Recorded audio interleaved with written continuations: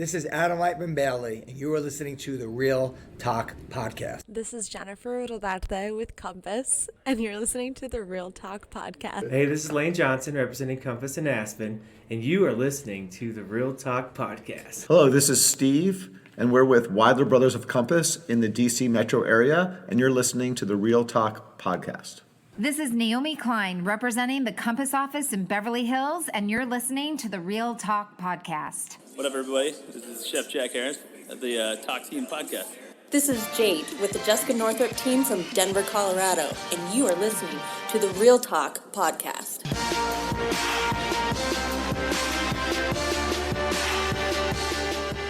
Welcome to another episode of Real Talk.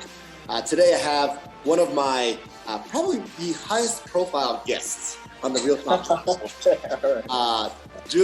My friend Julien, we met probably in probably early college years. So maybe we were about 18 or 19 years old.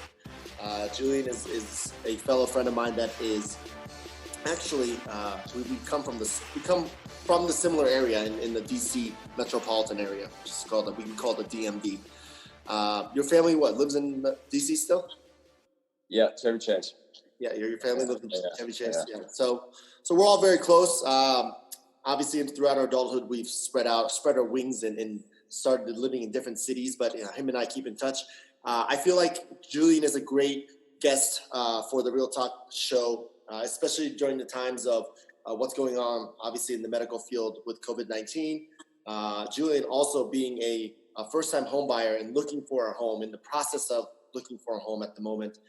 So I want, obviously, our listeners, including brokers and my friends and my clients, to get a third-party point of view on what it's like to be a buyer in this market or in this times of, I would say, not necessarily distress, but ambiguity. So just a little bit on Julien. Julien is probably one of my smartest friends. He's a specialist in laparoscopy, which is, I believe, I'm not a doctor.